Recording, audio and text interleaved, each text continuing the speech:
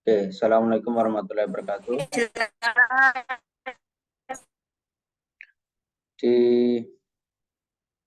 Di pertemuan keempat ya, pertemuan keempat atau kelima?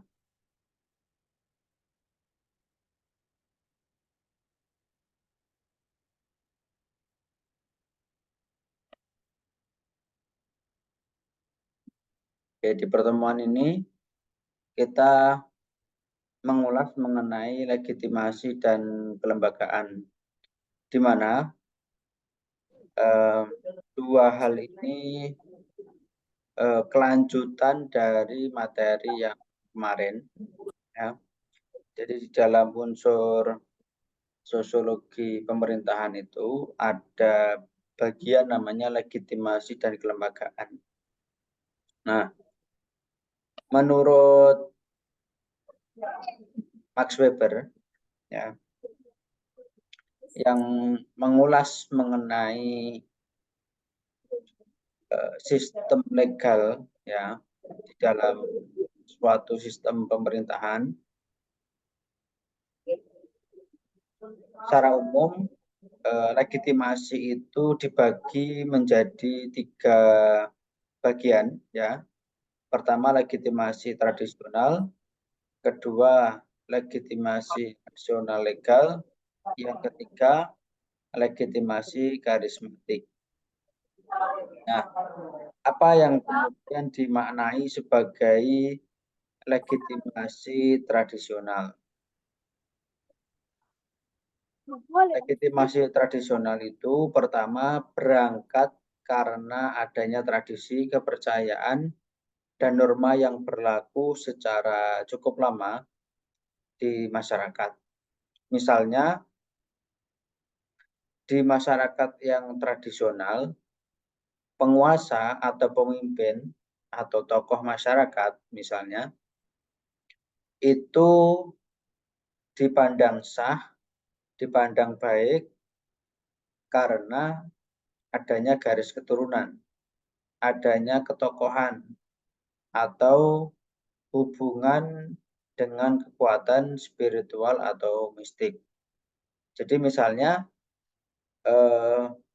di Indonesia itu kan sebelum kemerdekaan itu kan menganut sistem kerajaan, baik kerajaan Majapahit, kerajaan Singosari, dan yang lain-lain, kerajaan Mataram dan seterusnya. Nah, itu cukup lama sehingga ketika yang diturunkan itu yang kemudian menjadi raja ya adalah putra laki-lakinya itu, nah, oleh masyarakat itu dianggap sah, dianggap masyarakat itu sebagai sesuatu yang baik. Atau misalnya di dalam tradisi pesantren yang meneruskan pondok pesantren, yang siapa yang kemudian misal kiainya yang sudah sepuh itu kemudian sudah wafat, kemudian digantikan putranya. Nah, itu kan sistemnya hampir sama. Nah, itu juga dianggap baik oleh masyarakat. Itu namanya legitimasi tradisional. Pertama, cara melihatnya dengan ketokohannya. Dia menjadi tokoh apa tidak. Nah, kemudian secara keilmuannya, secara pengetahuannya, dan seterusnya. Itu mengandung unsur ketokohannya cocok, kekuatan spiritualnya oke. Nah, kemudian ada namanya legitimasi rasional legal.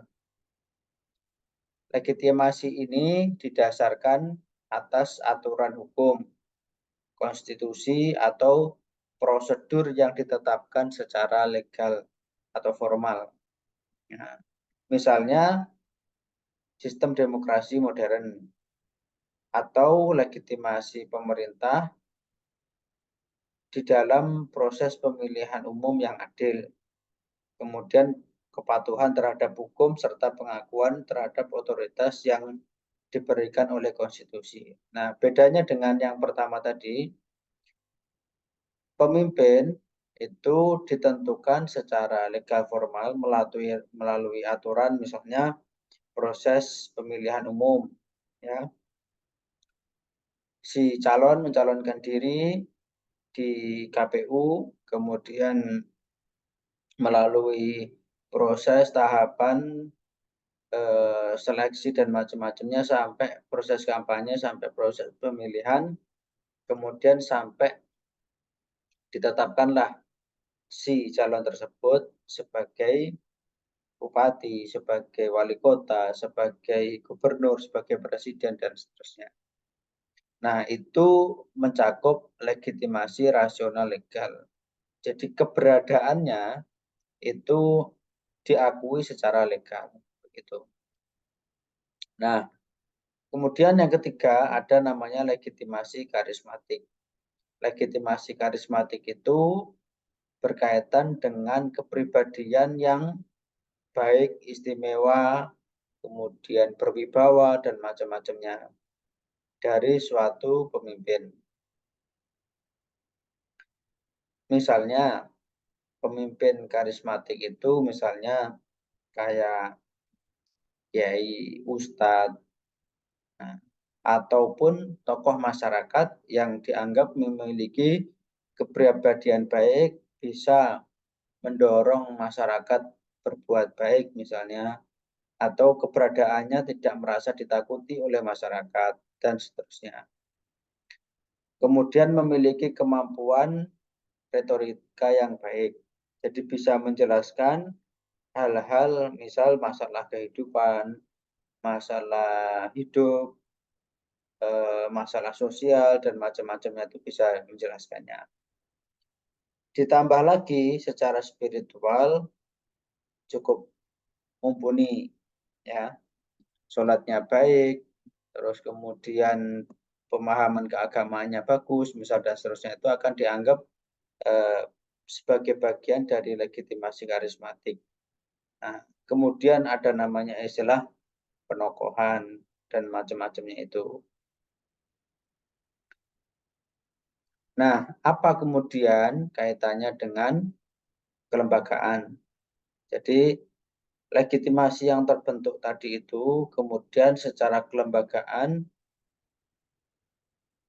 diatur, ya, melalui struktur, proses, dan norma yang mengatur cara kerja suatu pemerintahan atau lembaga. Jadi, bagian dari masyarakat yang kemudian melalui proses legitimasi atau memperoleh kepercayaan lah, secara singkatnya begitu. Nah, di dalam kelembagaan secara formal, nah, itu mesti ada struktur.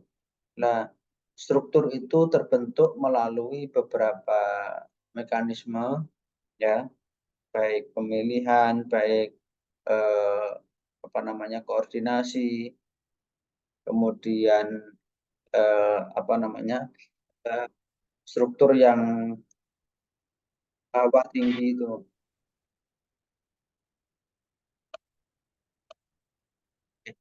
Sebentar ya, ada telepon.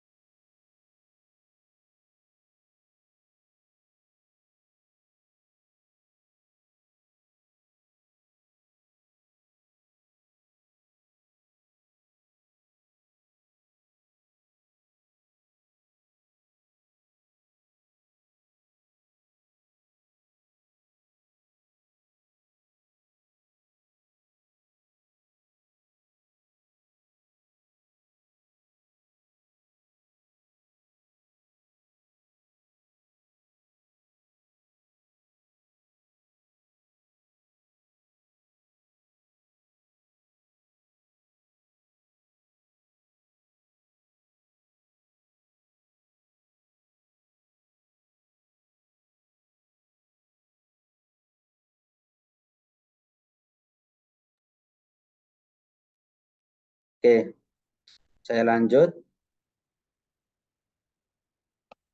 Jadi kelembagaan sebagai suatu institusi formal dan legal, baik secara keorganisasiannya, jadi lebih pas ketika kita membandingkan tiga legitimasi tadi, antara legitimasi tradisional, rasional, dan karismatik. Nah, jadi rasional legal ini ketika disandingkan dengan kelembagaan cukup relevan dibandingkan dua legitimasi yang lain. Karena ia berkaitan langsung dengan struktur kelembagaan, baik kelembagaan formal pemerintahan, ya, misalnya dari turunan dari presiden punya unsur-unsur berupa kementerian misalnya. Nah, Kementerian Dalam Negeri misalnya, Kementerian Dalam Negeri kemudian berkoordinasi dengan gubernur, gubernur kemudian berkoordinasi dengan bupati, bupati berkoordinasi dengan camat, camat berkoordinasi dengan lurah, lurah berkoordinasi dengan RT atau RW. Nah, sehingga struktur itu terbentuk melalui semacam itu. Nah, ada juga yang berbasis di dinas. Nah, atau di struktur kepolisian, di struktur TNI, dan di struktur lembaga pemerintahan yang lain. Di situ mesti memiliki proses tata aturan, kemudian norma-norma yang berlaku bahwa apa yang kemudian dilakukan itu telah diatur secara formal, secara mengikuti peraturan perundang-undangan yang ada.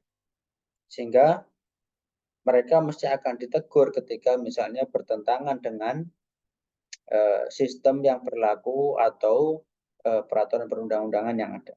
Sehingga peran dan fungsi kelembagaan tersebut dapat berfungsi untuk misalnya membuat kebijakan, melaksanakan tugas fungsinya, serta pengawasan dan akuntabilitas.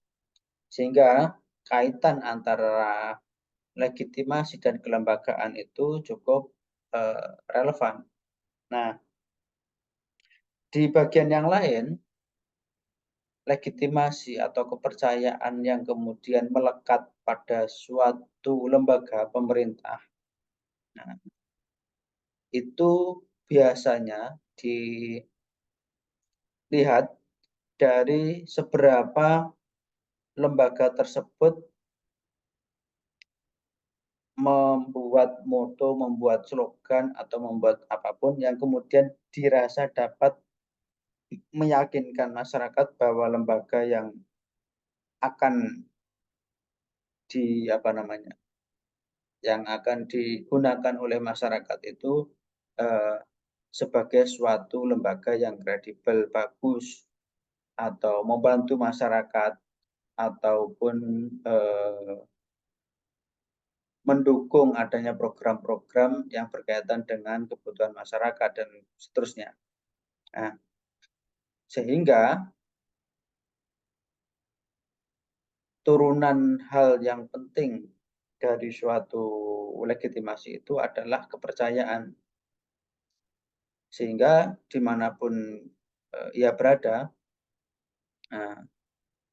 orang akan meyakini bahwa misalnya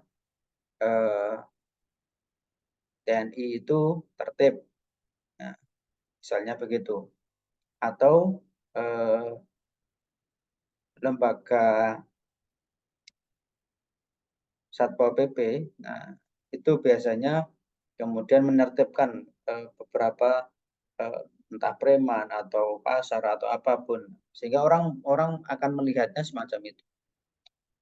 Karena slogan dan kemudian yang tertera itu seperti itu. Nah, ketika kemudian sedikit bertentangan dengan apa yang kemudian banyak diyakini oleh masyarakat tersebut, nah, maka biasanya akan memunculkan komentar-komentar, memunculkan terkadang tidak sampai kemudian berkonflik ya, tapi biasanya memunculkan komentar-komentar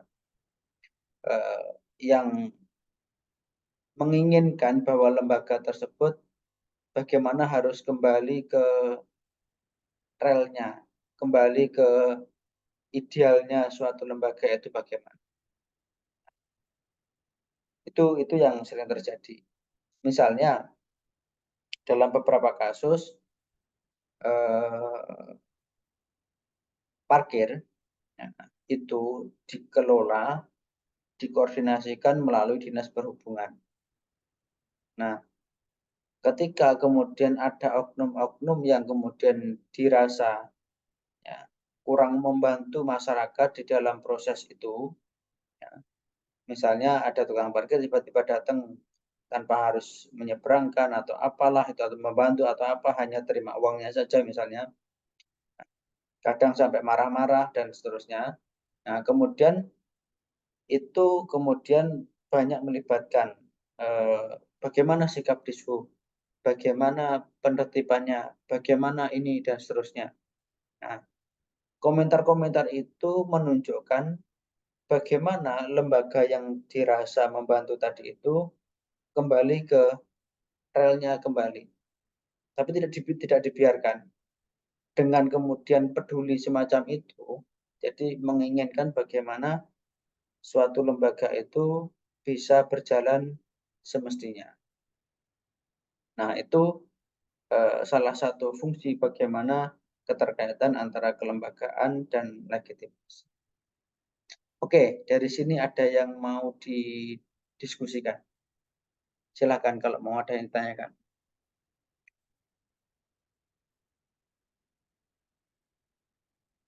Ada?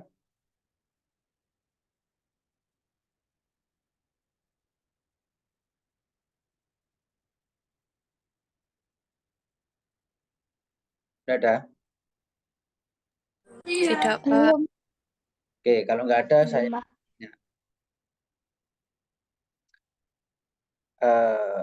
Revalina, ada Revalina. Ada, Pak. Oke.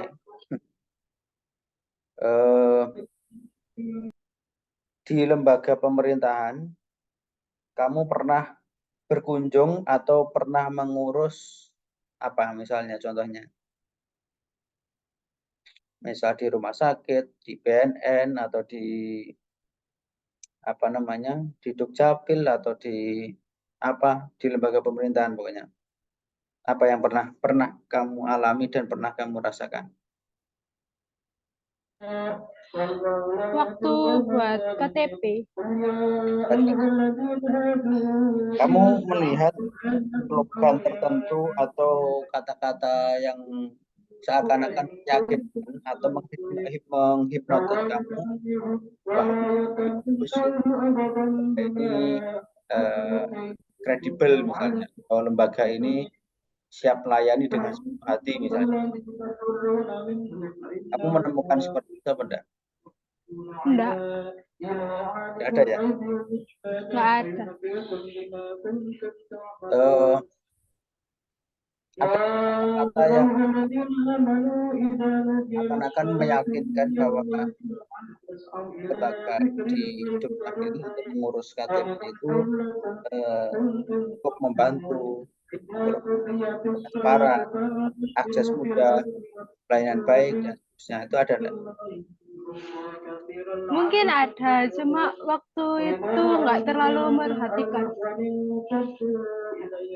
Oke. Kamu sudah punya SIM?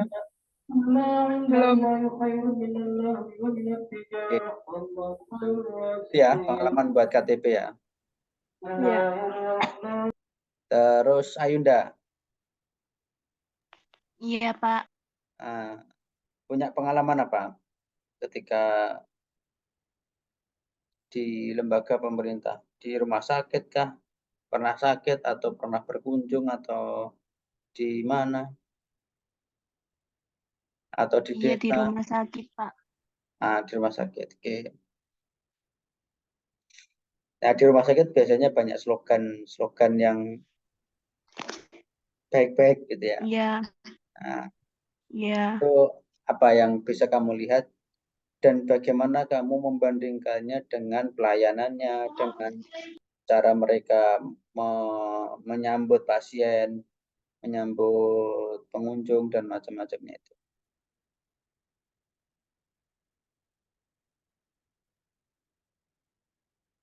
Halo?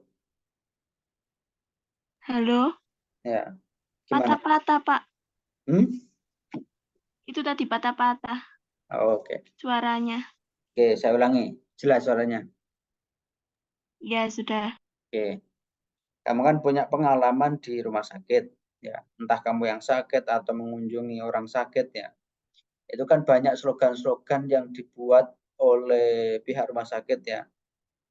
Nah, kira-kira bagaimana kamu membandingkannya dengan pengalamanmu, misalnya bagaimana mulai dari pelayanannya, bagaimana pihak resepsionis menyambut pasien atau menyambut pengunjung, terus kemudian bagaimana cara menangani pasien, dan seterusnya. Kamu mungkin bisa menceritakan.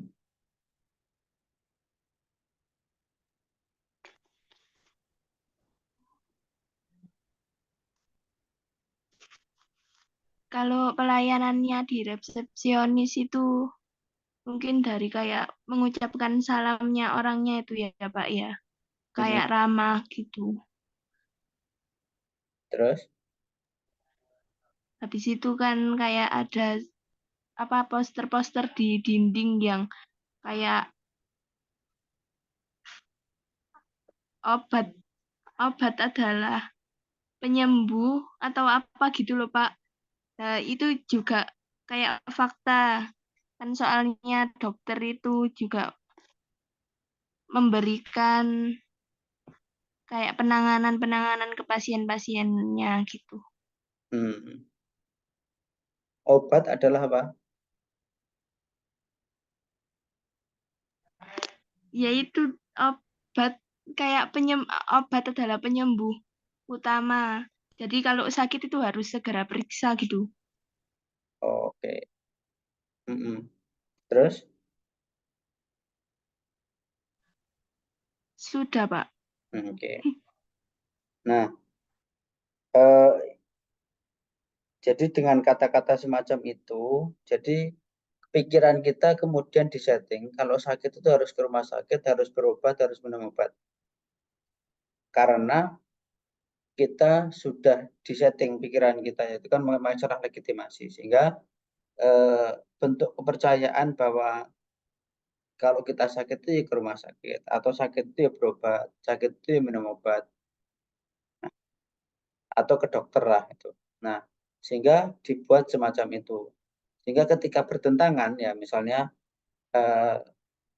ketika kita sakit kemudian kita ke dukun misalnya, nah, orang akan bertentangan karena di bawah alam pikiran bawah sadar kita itu kita sudah terlanjur meyakini di suatu lembaga itu yang kredibel, yang apa namanya, yang legal semacam itu dianggap punya kepercayaan semacam itu. Nah, meskipun ya, tidak semua orang yang kemudian berobat itu kemudian sehat. Ya, tetapi dengan ditambah narasi, ditambah penjelasan bahwa salah satu upaya itu ya dengan berobat dan macam-macam sebagai usaha. Nah, itu yang kemudian menambah itu. Maka ketika orang bertentangan, yang saya bilang tadi, ketika bertentangan dengan itu, mesti akan ada penolakan, dan akan ada kritik, dan seterusnya. Oke, kemudian siapa nih? Rosa. Rosa tadi sudah belum? Belum ya, Rosa? Iya, Pak. Nah, kamu punya pengalaman apa ketika di suatu lembaga pemerintah? Bikin KTP, Pak. KTP tadi kan sudah, yang lain.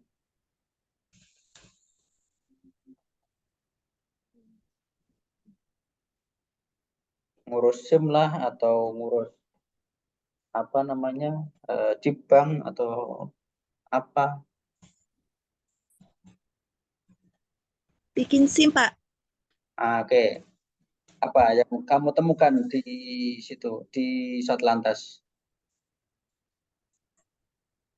Rama-rama, Pak.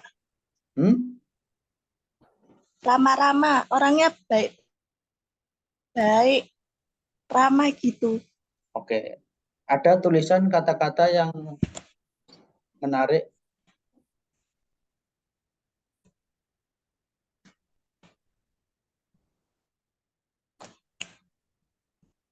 Ramah-ramah itu karena kamu bayar atau karena kamu Sopan. bisa? Soalnya apa namanya, kalau misalnya masih belum lancar dengan naik sepeda motor kan biasanya dikasih frekuensi gitu, terus disuruh latihan lagi, terus kalau misalnya nggak bisa lagi ya terpaksa bayar, tapi dengan cara omongannya tuh baik-baik Pak, kan ada yang kasar omongan orangnya gitu. Oke. Kamu pernah kena tilang? Pernah Pak. Nah, itu setelah punya SIM atau sebelum punya SIM? Sebelum punya SIM. Kalau setelah punya SIM? Alhamdulillah nggak tahu Pak. Oh, oke. Nah, nanti bisa dicoba ya. Maksudnya itu bagaimana perlakuan ketika kita setelah punya SIM? Tadi kan ketika mau membuat SIM itu kan dilayani dengan baik, ramah, dibimbing, ya. Oh, ya Mbak, nanti kalau belum bisa nanti silakan ke sini lagi. Nanti latihan lagi biar lancar nanti di jalan misalnya. Nah, apakah kemudian nanti itu sama misalnya ketika kita kena tilang yang kemudian biasanya ditanyain STNK atau SIM ya ketika di jalan semacam itu. Nah, slogan-slogan yang berada di Satlantas atau di kepolisian sebagai pengayom masyarakat, istilah-istilah ya, kita kan sering mendengar ya pengayom masyarakat, terus kemudian ya membantu masyarakat, penertiban dan macam-macamnya itu. Nah, itu yang kemudian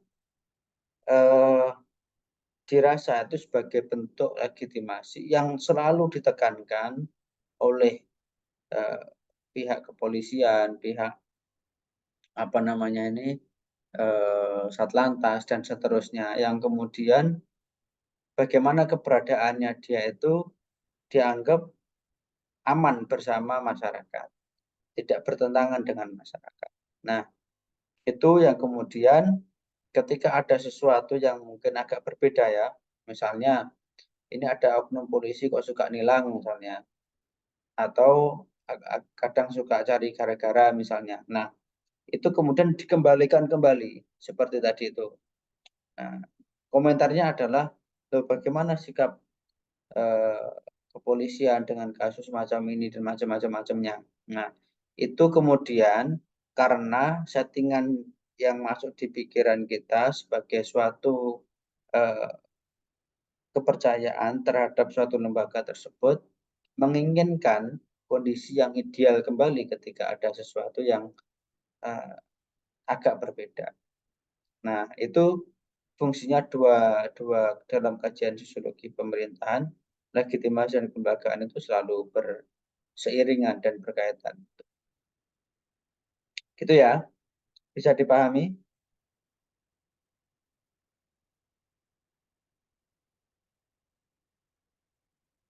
Oke,